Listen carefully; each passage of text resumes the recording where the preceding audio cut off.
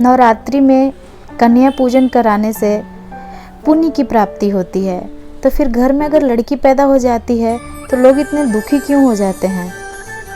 देखिए आगे की कहानी में। सारा काम तो हो गया, बस कंजकों को खाना खिलाना है। पता नहीं बहू भी कहाँ चली गई। पूजा की सारी सामग्री तो मैं इसी में रख दी हूँ ना, एक बार मैं चेक कर लेती हूँ। सब कुछ मैं इसी में रख दी हूँ ताकि मुझे बार बार जो इधर उधर ढूंढने का जो दिक्कत होता है ना, वो ना हो। एक इकट्ठे में से रख देती हूँ।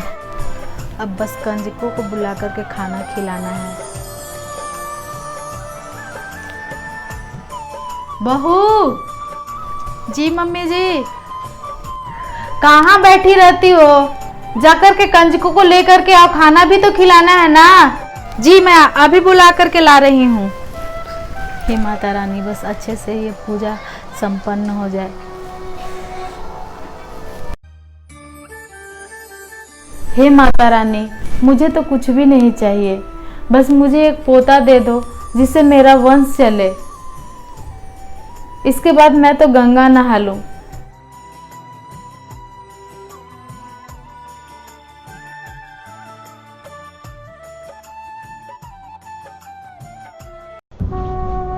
एक भी कंजक नहीं आए हमारे घर भोजन पे। सबने साफ मना कर दिया। मुझे मेरे कर्मों की सजा मिल रही है। हे भगवान, मुझे माफ कर दीजिए। हो सके तो मुझे माफ कर दीजिए।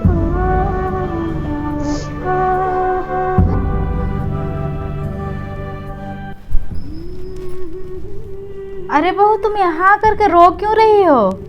मैं तुम्हें कंजकों को खाना खाने के लिए बुलाने के लिए लाने के लिए बोली थी, और तुम यहाँ आकर कैसे बैठी हुई हो? क्या हो गया?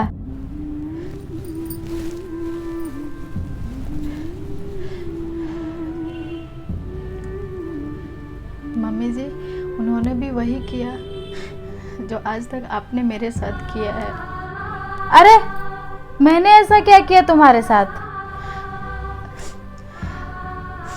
आपको याद है आपने क्या किया है मेरे साथ? आप जो की वो करके तो भूल गई, लेकिन मुझे आज भी याद है। बहू, ये तुम्हारे रिपोर्ट्स हैं, और कल तुम्हें फिर डॉक्टर के पास चलना है। फिर से लड़की है बहू, और मुझे लड़की नहीं चाहिए। मुझे मेरा वंश चलाने वाला और इसे आगे बढ़ाने वाला पोता चाहिए, ना कि लड़की चाहिए मुझे। संतान ना होने के कारण उन्होंने साफ मना कर दिया कि मैं तुम्हारे घर नहीं आऊंगा, क्योंकि तुम बांझ हो।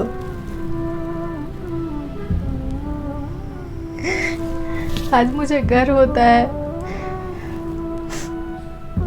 कि मेरी माँ ने मुझे लड़की समझ के भी मुझे इतना प्यार दिया, और गर्व है उन माँओं पे जो अपनी लड़कियों को इतना प्यार देते हैं। और खुद पे तो मुझे बहुत शर्म आ रही है कि मैंने आपके बहकावे में ये क्या कर दिया। ये बांझ का कलंक लेकर के अब तो मुझे लगता है कि मैं मर ही जाऊं। अब भिखारी तक भीख नहीं लेते मेरे हाथों से।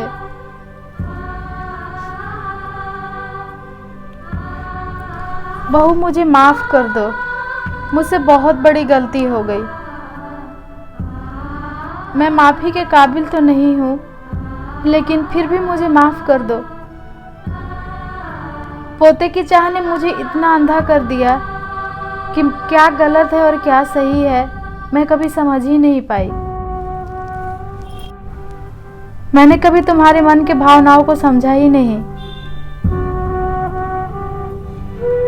लेकिन आगे से ऐसा मैं कभी नहीं करूंगी, ये मैं वादा करती हूँ तुमसे। हो सके तो मुझे माफ कर देना बेटा, मुझे माफ कर देना।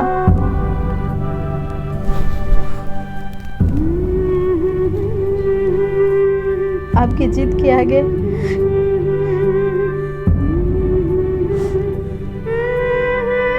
मेरा कुछ भी नहीं चला। मैं क्या करूं, मुझे समझ में नहीं आ रहा।